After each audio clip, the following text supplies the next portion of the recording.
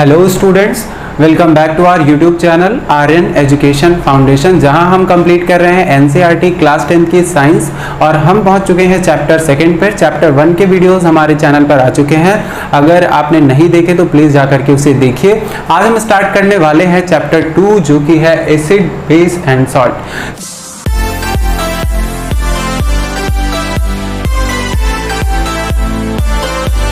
तो ये chapter start करने से पहले मैं आपको एक बात बताता हूँ कि जो ये चैप्टर है, इसकी बेसिक नॉलेज आपको आगे आने वाले चैप्टर्स में भी काफ़ी मदद करने वाली है, तो इसलिए आपको बहुत ध्यान से इसको पढ़ना है। आइए स्टार्ट करते हैं अपना चैप्टर।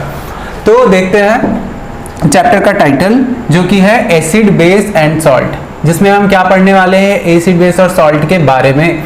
तो सबसे पहले हम एनसीईआरटी की दी हुई हर एक लाइन को ध्यान से समझेंगे। You have learn in your previous classes that the sour and bitter taste of food are due to acids and bases. यहाँ पे दो टेस्ट के बारे में आपको बता रहा है, एक है सावर और एक है बिटर, और ये दोनों टेस्ट होते हैं किसकी वजह से, एसिड और बेस की वजह से। एसिड की वजह से ये सावर टेस्ट, बेस की वजह से ये बिटर टेस्ट। ओके, अगर आपको टेस्ट की ट्रिक है तो याद करनी है, तो याद करने की ट्रिक देखिए, B for base, B for bitter. ठीक, बचा एसिड और सावर, आप उसको एक साथ फिर इनकलकेट कर सकते हो। इस तरह से आपको टेस्ट हमेशा याद रहेगा।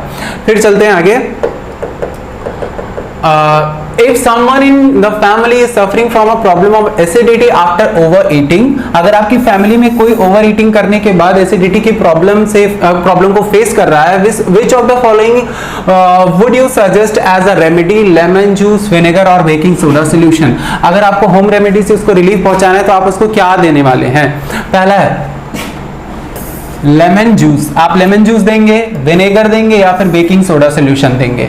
ठीक, मैं ये क्वेश्चन आंसर करूंगा बट इस चैप्टर के मिडिल में। ठीक है, क्यों? क्योंकि तब तक आपके पास इसका कंसेप्ट इतना क्लियर हो जाएगा कि मेरे आंसर करने से पहले आप आंसर करने लगोगे। ठीक है, तो यहां पर मैं आपको एक क्लू देना चाहता हूं। वो क्लू क्या है कि प्रॉब्लम एसिडिटी की है, मतलब उसके स्टमक में एसिड बहुत ज्यादा वहां पे बन चुका है। ठीक है, कलेक्ट हो गया है, तो उसको अगर आपको रिलीफ पहुंचाना है तो आप उसे और एसिड देना चाहोगे या फिर बेस देना चाहोगे? ये मेरा हिंट है। अगर आप इस हिंट को ध्यान से समझो तो आप ये आंसर कर सकते हो। फिलहाल आगे बढ़ेंगे तो देखते हैं Which property did you think of while choosing the remedy? अगर आप रेमेडी चूज कर रहे हो तो आप कौन सी प्रॉपर्टी अपने दिमाग में रखोगे? Surely you must have used your knowledge about the ability of acid and base to nullify each other's effect. ठीक है, अगर आपने मेरा एक शॉर्ट्स देखा हो, उससे मैंने न्यूट्रलाइजेशन रिएक्शन भी आपको बताया है, तो उससे भी आप आंसर कर सकते हो। तो आप समझ सकते हो कि कितना इंपॉर्टेंट है। Recall how we tested sour and bitter substance without testing them. अगर हमें किसी भी ऑब्जेक्ट को चेक करना है कि ये सावर टेस्ट का है या फिर बिटर टेस्ट का है, तो हम कैसे चेक करेंगे? इस चैप्टर में हम ये भी समझने वाले हैं। ठीक है, कुछ यहाँ पे इंडिकेटर्स का हम रेफरेंस देखेंगे, तो उसी से हम समझ जाएंगे विदाउट टेस्ट किए कि कौन सा चीज एसिड है, कौन सा बेस है, और किसका टेस्ट सावर है, किसका बिटर। ओके, तो चलिए आगे चलते हैं। You already know that acid are sour in taste and bases are and change the color of blue litmus to red। तो देखिए यहाँ पे क्या है, acids are sour in taste, ये देखिए, okay, and change the color of blue litmus to red। Blue litmus का colour ये क्या करने वाला है? रेड। आइए सबसे पहले मैं आपको एक ट्रिक बताता हूं। उस ट्रिक से आप कभी नहीं भूलोगे कि कौन सा लिटमस का कलर एसिड के साथ और कौन सा लिटमस का कलर बेस के साथ क्या हो जाएगा, चेंज हो जाएगा। चलिए मैं आपको वो ट्रिक बताता हूं। ठीक है, तो देखिए आपको एक वर्ड याद कर, आपको ये लेटर से याद करके रखने हैं, RBB। बस आपको इतना मेमोराइज करना है और आप पूरे के पूरे ये ब्लू लिटमस रेड में चेंज होगा तो एसिड होगा कि बेस, सब कुछ याद कर लोगे। कैसे? देखिए ऐसे, R मींस होता है यहाँ पर रेड, अगर वो कन्वर्ट हो जाए किसमें, ब्लू में, तो उसको हम क्या बोलेंगे कि वो बेस है। याद रखो इसे, समझ में आया? RBB, red blue base. ठीक, अब हमें एसिड का पता करना है तो बस रिवर्स कर देना है। यहाँ पे क्या हो जाएगा, BRA, मतलब यहां पे क्या हो जाएगा, अगर ब्लू लिटमस पेपर रेड में कन्वर्ट हो जाता है तो इसका मतलब हमने क्या यूज किया है, एसिड यूज किया है। Get it? तो इतनी आसान ट्रिक है, आप इससे बहुत आसानी से याद कर लोगे कि कौन सा कलर कब चेंज हो रहा है, तो कौन सा वहां पे मटेरियल होगा, एसिड है या बेस। ठीक है, तो आपको ये ट्रिक याद हो गई हो, शॉर्ट स्क्रीनशॉट ले सकते हो आप और आगे चलते हैं हम। ठीक है,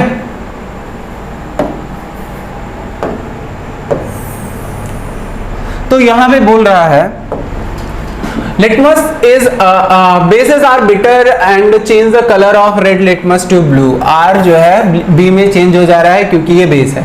litmus is a natural indicator। litmus क्या है? एक नेचुरल इंडिकेटर है। इंडिकेटर क्या होता है? अगर हमारे घर में जो स्विच बोर्ड होता है उसमें इंडिकेटर अगर जल रहा है तो हम समझ जाते हैं ना कि लाइट आ चुकी है, वैसे ही लिटमस भी क्या है? एक इंडिकेटर है जो कि हमें इंडिकेट करता है विच वन इज एसिड और विच वन इज बेस। समझ में आया? तो ये नेचुरल इंडिकेटर है क्योंकि हम यहाँ पे क्या कर रहे हैं? नेचुरल चीजों से उसको बना रहे हैं। नेचुरल चीजों से हम क्या कर रहे हैं? उसको बना रहे हैं। आगे है turmeric is another such indicator. और टर्मरिक मतलब हल्दी जो है, यहाँ पे जो टर्मरिक है वो भी एक क्या है? नेचुरल इंडिकेटर है। आप एसिड में डालोगे तो अलग कलर आएगा और बेस में डालोगे तो अलग कलर आएगा। चलिए मैं आपको बताता हूं, कभी आप किसी बर्थडे पार्टी या कहीं भी जाते होंगे और आपके कपड़ों पे गिर जाता होगा कोई करी, और वहां पर क्योंकि टर्मरिक डाली गई होती है तो आपके कपड़े पे एक स्टेन लग जाता है येलो कलर का, और जब आप उसको घर पे जाकर के साबुन से साफ करते होगे, जब आप सोप यूज करते होगे, वो कलर क्या हो जाता है? रेड हो जाता है। ठीक है, तो आप कुछ टाइम बाद वो फिर से वही कलर आ जाएगा येलो, लेकिन at the time of soap, जब हम उस पर रब कर रहे हैं सोप, तो वो क्या हो जाता है? रेड हो जाता है। तो वो भी क्या है? एक नेचुरल इंडिकेटर है। ठीक है, तो which is basic in nature is scrubbed on it। तो जब हम क्या करते हैं? Have you noticed then a stain of curry on a white cloth become reddish brown when soap which is basic in nature is scrubbed on it। तो हम जब क्या करते हैं? किसी सफेद कपड़े पे करी गिर जाती है तो जब उसको क्लीन करने के लिए हम उस पर सोप रब करते हैं। सोप का जो हमारा नेचर है वो क्या है? बेसिक नेचर है। Soap is basic in nature. Okay, तो सोप का जो बेसिक नेचर है इसकी वजह से वो किस कलर का हो जाता है? That is turns reddish brown colour, but after some time it turns yellow again. Okay, तो यहां पे क्या होगा कि क्योंकि रिएक्शन हो रहा है, यहाँ पे जो बेस है वो रिएक्ट कर रहा है किसके साथ? टर्मरिक के साथ, और टर्मरिक इंडिकेट कर रहा है कि यहाँ पर कलर चेंज करके। ठीक है, yellow again when the cloth is washed with the plenty of water. तो प्लेंटी ऑफ वाटर में जब हम उसको वॉश करते हैं कपड़े को तो फिर से वो अपना वही पुराना रेडिश ब्राउन कलर गेन कर लेता है। You can also use synthetic indicator. Synthetic meaning क्या होता है? जब भी वर्ड सिंथेटिक आए स्टूडेंट्स आपको समझ लेना चाहिए इट इज मैन मेड। ये क्या है? मैन मेड है। तो सिंथेटिक इंडिकेटर्स ऐसे इंडिकेटर होते हैं जिसको हमने खुद से बनाया है। ठीक है, indicator such as the methyl orange and the phenolphthalein to test for acid and bases. तो अगर मैं आपसे बोलूं कि दो सिंथेटिक इंडिकेटर का नाम बताइए तो आप क्या बताओगे? That is methyl orange and phenolphthalein. जबकि नेचुरल इंडिकेटर हमने अभी डिस्कस किया था जो कि क्या था? हमारा लिटमस पेपर था और हमारा टर्मरिक था। ठीक है, तो यहां पर हो गया फिनोल्फथलीन एंड मिथाइल ऑरेंज। आगे है, in this chapter we will study the reaction of acid and bases. फिर हम एसिड और बेस के साथ साथ हम क्या इसमें पढ़ने वाले हैं? यहाँ पे साथ साथ उनके बीच में रिएक्शन भी पढ़ने वाले हैं। How acid and bases cancel out the others effect and many more interesting thing that we use and see in our day to day life. मतलब आपकी डेली लाइफ में बहुत सारे इंटरेस्टिंग फैक्ट जो कि एसिड और बेस से rely करते हैं, आप उनको भी समझने वाले हो, और कैसे ये एक दूसरे के इफेक्ट को कैंसिल आउट कर देते हैं, नलीफाई कर देते हैं, ये भी हम इसमें पढ़ने वाले हैं। तो मतलब ये जो चैप्टर ये बहुत इंटरेस्टिंग होने वाला है। हमारे साथ आप कनेक्ट रहिए और ये पूरा का पूरा चैप्टर हम बहुत अच्छे से करने वाले हैं। तो चलिए आगे की तरफ बढ़ते हैं। यहां पे ये आपके एडिशनल नॉलेज के लिए है। ठीक, एडिशनल नॉलेज में क्या है? Litmus solution is a purple dye. जो लिटमस सॉल्यूशन होता है वो क्या होता है? एक पर्पल डाई है which is extracted from lichen. Lichen क्या है? A plant belonging to the division thallophyta. Plant kingdom में एक थैलोफाइटा डिवीजन है, वहां से बिलोंग करता है lichen, and it is commonly used as indicator, और इसको इंडिकेटर की तरह यूज करते हैं। When the litmus solution is neither acidic और base nor basic, its colour is purple. अगर यहां पे सॉल्यूशन ना तो एसिडिक है और ना ही बेसिक है, तो इसका कलर वही रहेगा जो कि पहले था। There are many other natural material like red cabbage leaves, turmeric, coloured petal of some flowers such as hydrangea, petunia, geranium which indicate presence of acid or base in a solution. These are called acid base indicator or sometimes simply indicator. मतलब हमने यहाँ पे कुछ natural indicators के बारे में पढ़ा, जैसे हाइड्रोजीनिया, पिटूनिया की लीव्स हो गई, टर्मरिक हो गया, और एक चाइना रोज भी है जो कि इसमें मेंशन नहीं है। तो वो सारी चीजें ऐसी हैं जिनसे हम क्या कर सकते हैं, इंडिकेटर का यूज कर सकते, इंडिकेटर की तरह यूज करके हम पता कर सकते हैं विच वन इज एसिड और बेस। ओके, तो लाइकेन के बारे में आपको बता दूं, लाइकेन के बारे में आपको छोटी सी एक नॉलेज देना चाहता हूं जो कि एडिशनल नॉलेज है। आप यहां पे देखो, जो एल्गा होती है, मतलब एल्गी, जिसको हम काई भी बोल सकते हैं, और फंजाई, इन दोनों का जो सिम्बायोटिक रिलेशनशिप होता है, सिम्बायोटिक रिलेशनशिप क्लास 7 में आपने पढ़ा होगा।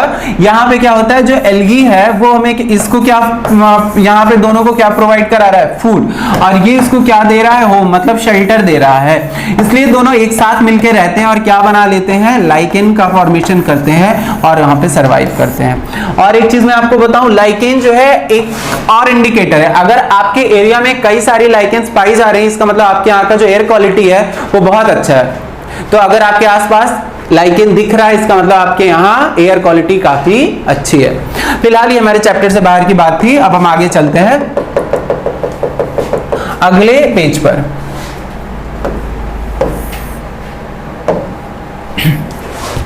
तो यहां पे देखते हैं, एक क्वेश्चन है,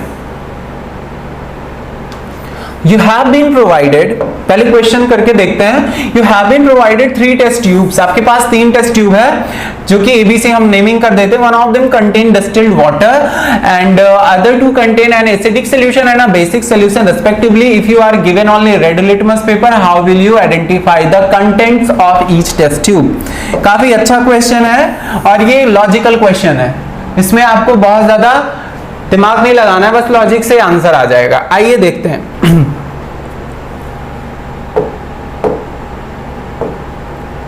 चलिए, तो सबसे पहले मैं आपको क्या करता हूं, यहाँ पे कुछ आपको मैं टेस्ट ट्यूब बना के दे देता हूं। यहाँ पे हमारे पास टेस्ट ट्यूब है,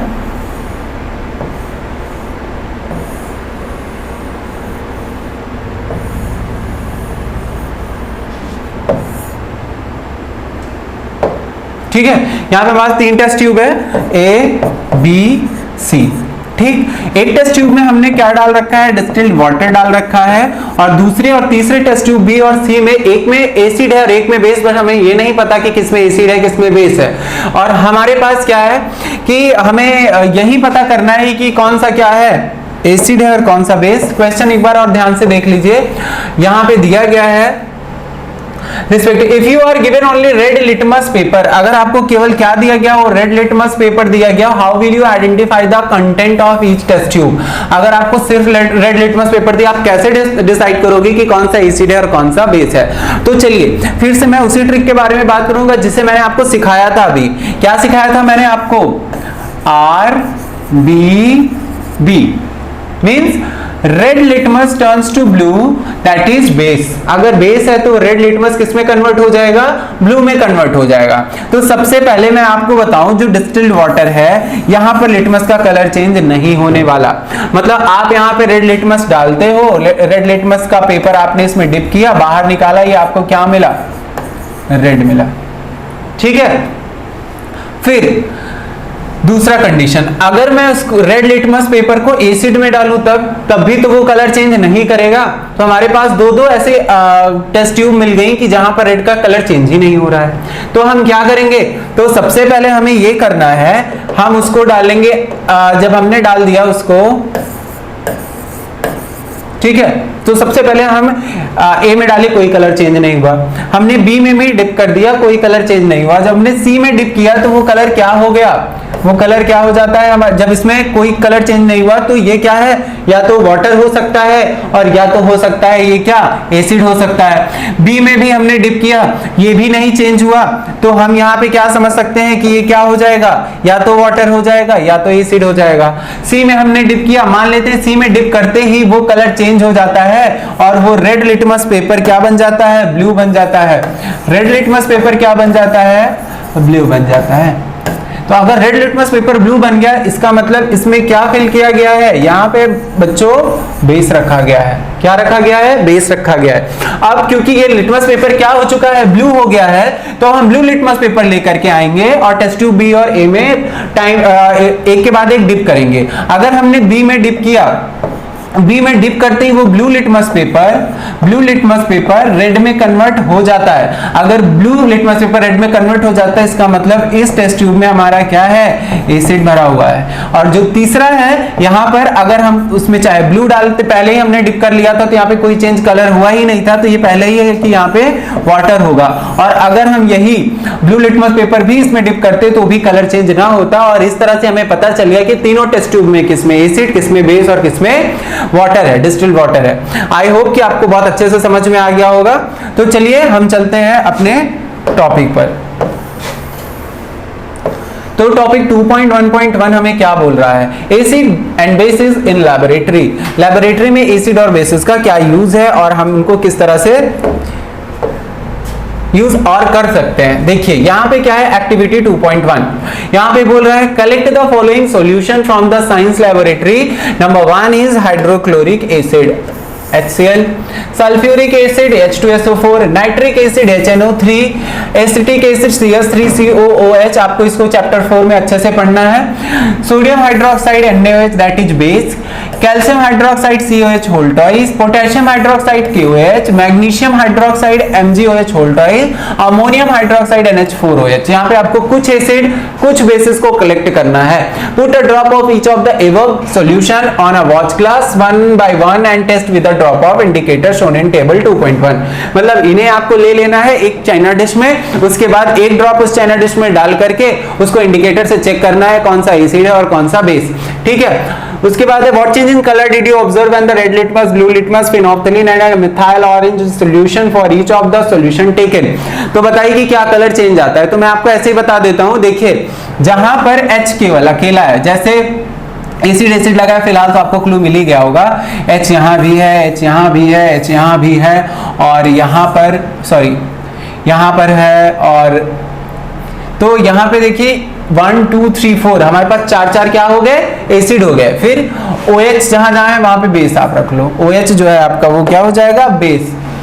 OH OH OH OH and OH। Okay, तो आपको ऐसे ही समझ में आ गया कि क्या एसिड है और क्या बेस। ठीक है, चलिए आगे चलते हैं।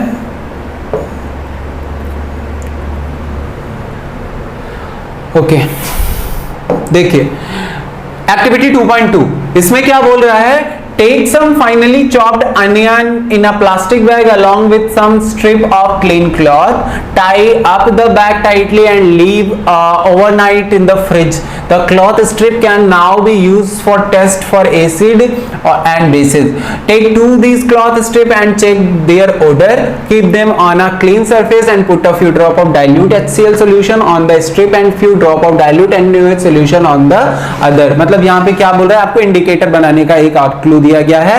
आपको क्या करना है, अनियन को फाइनली चॉप कर देना है। उसके बाद क्या करना है, उसको एक पॉलिथीन बैग में डाल के रख देना है और साथ साथ रखना है पतले पतले क्लॉथ की स्ट्रिप को ओवरनाइट ऐसे रखना है फ्रिज में। अगले दिन जब आप स्ट्रिप निकालोगे उस पे आप एसिड और बेस डालोगे तो डिफरेंट कलर दिखाई देगा, दैट इज इंडिकेटर। ठीक है, आगे चलते हैं। यहां पर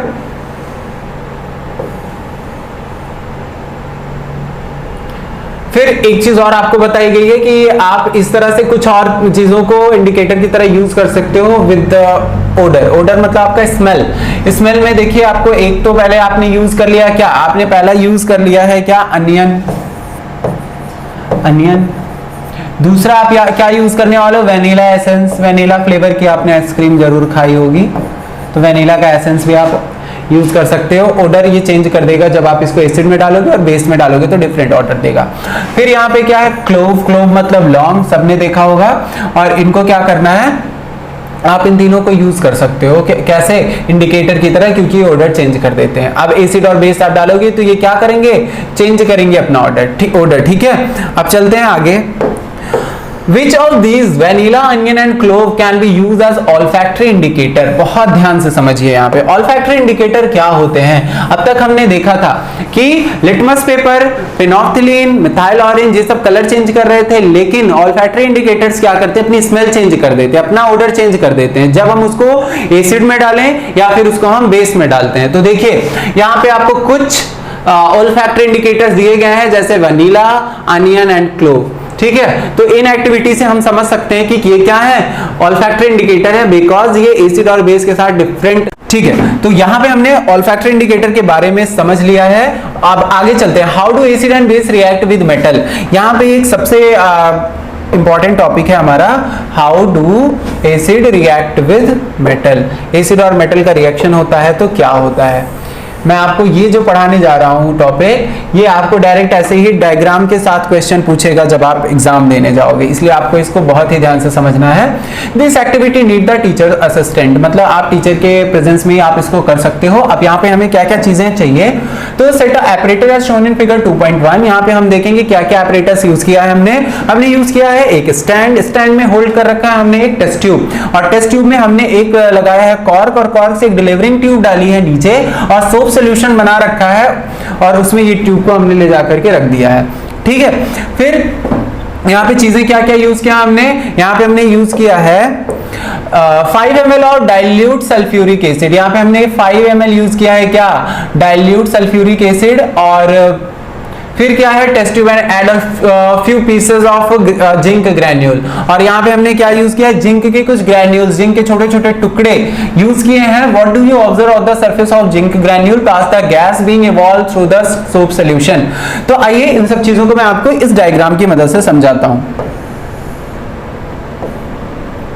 चलिए तो यहां पे देखते हैं, हमारे पास ये पूरा का पूरा एपरेटस है। पहले हम देखते हैं क्या है, reaction of zinc granule with dilute sulphuric acid and testing hydrogen gas by burning. यहां पे हमको क्या क्या दिया गया है, हमें दिया गया है एक सल्फ्यूरिक एसिड, दूसरा दिया गया है जिंक ग्रैन्यूल, क्योंकि हम सीखने क्या वाले हैं, एसिड का रिएक्शन मेटल के साथ होता है तो क्या होता है, एसिड जब मेटल के साथ रिएक्ट करता है तो क्या होगा, कौन सी गैस इवॉल्व होगी और क्या चीजें होने वाली हैं। तो दोस्तों आइए देखते हैं, स्टार्ट करते हैं अपना प्रैक्टिकल में हमने स्टार्ट किया। सबसे पहले डाला है क्या, यहाँ पे हमने रखा है dilute sulphuric acid. Dilute sulphuric acid का फॉर्मूला है H2SO4। मैं आपको बार बार बोलता हूँ कि आपको फॉर्मूला बार बार रिवाइज करना है। जब भी मैं फॉर्मूला बोलूँ आपको आप फिर से इसको बोलना चाहिए, जैसे कि आपको ये सारे फॉर्मूला लर्न हो जाए बहुत आसानी से। तो हमने यहाँ पे क्या डाला है, यहां पे हमने डाल दिया है क्या, जिंक के छोटे छोटे ग्रैन्यूल्स, और जैसे ही हम इसको डालते हैं यहाँ पे कुछ बबल्स ऊपर की तरफ आते हैं। ये बबल्स आपको दिखाई दे रहे होंगे, और ये बबल्स किसके हैं, ये हाइड्रोजन गैस के हैं। हाइड्रोजन गैस अगर हमें नहीं पता होता तो क्या होता, उसके लिए भी मेरे पास एक तरीका है, आप कैसे पता कर पाओगे। तो देखिए ये हाइड्रोजन गैस जब डिलीवरिंग ट्यूब से होते हुए नीचे की तरफ सोप सोल्यूशन में आती है तो वहां से बबल्स निकलने लगते हैं ऊपर की तरफ, आपको दिख रहा होगा ये बबल्स ऊपर की तरफ निकल रहे हैं। और जैसे ही वहां पे बर्निंग कैंडल लेके जाते हैं, बर्निंग कैंडल लेके जाते हैं तो वहां पे क्या होता है, burning hydrogen gas with a pop sound. वहां पे हाइड्रोजन गैस जलने लगती है और कौन सा साउंड देती है, पॉप साउंड। पॉप साउंड कैसा होता है, आप सबने पॉपकॉर्न खाया होगा, और जब पॉपकॉर्न रेडी किया जाता है वहां पे जैसा साउंड आता है वही होता है पॉप साउंड। तो इसको हम क्या बोलते हैं कि यहाँ पे पॉप साउंड हो रहा है, और इससे हमें ये पता चल जाता है अगर यहाँ पे ऑक्सीजन गैस होती तो ये कैंडल और तेजी से बर्न करने लगती, और कार्बन डाइऑक्साइड होती तो ये कैंडल टर्न ऑफ हो जाती, मतलब बुझ जाती। लेकिन यहाँ पे पॉप साउंड हो रहा है, इसका मतलब यहाँ पे कौन सी गैस प्रेजेंट है, यहाँ पे हाइड्रोजन गैस प्रेजेंट है। इसका मतलब हमें सब कुछ समझ में आ गया कि अगर एसिड और मेटल रिएक्ट करेंगे तो यहाँ पे क्या रिलीज होने वाली है, कौन सी गैस रिलीज होने वाली है, यहाँ पे रिलीज होने वाली है हाइड्रोजन गैस। तो हम यहाँ पे देख लेते हैं हाइड्रोजन गैस कैसे रिलीज हुई, तो हमारे सामने देखिए यहाँ पे ये रिएक्शन दिया गया है। अगर यहाँ पे दिया note that the metal in above reaction displace hydrogen atom from the acid and hydrogen gas and form a compound called the salt, thus the reaction of a metal with an acid can be summarized as acid plus metal gives salt and hydrogen gas। तो चलिए उस reaction को हम एक बार perform कर लेते हैं। तो देखते हैं हमारे पास था क्या, हमारे पास क्या था, जिंक का ग्रेन्यूल था प्लस H2SO4 था। फिर से हम क्या करने वाले हैं, इनमें रिएक्शन कराने वाले हैं। तो यहां पे क्या होगा, जो जिंक और SO4 है इन दोनों के बीच में क्या हो जाएगा, इन दोनों के बीच में हो जाएगा रिएक्शन। तो क्या बन जाएगा, ZnSO4। हमने अभी कल ही पढ़ा था कि डिस्प्लेसमेंट रिएक्शन क्या होता है। यहाँ पे जिंक क्या है, हाईली रिएक्टिव देन हाइड्रोजन, तो उसने डिस्प्लेस कर दिया हाइड्रोजन को और हमें हाइड्रोजन गैस अलग से मिल गई, जो कि डिलीवरिंग ट्यूब से होते हुए सोप सोल्यूशन से होते हुए बाहर आ रही थी। और जब हम बर्निंग वहां पे ले जाते हैं तो वो पॉप साउंड से हमें इंडिकेट करती है that is hydrogen gas. Okay, तो आगे का जो एक्टिविटी है हम उसको करेंगे कल करेंगे उसे। और उसके पहले मैं आपको बता दूं, ये सारी चीजें आपको टाइम वाइज रिवाइज करना बहुत जरूरी है, तभी आप इनको आगे सीख पाओगे। तो लगातार हमारे साथ जुड़े रहिए और देखते रहिए हमारे चैनल को। हमारे जो वीडियोस हैं पर डे आते रहेंगे और अपने चैनल पर आपको सभी चीजें मिल रही हैं फ्री ऑफ कॉस्ट। तो आप हमारे चैनल के साथ जुड़े रहिए। Thank you so much.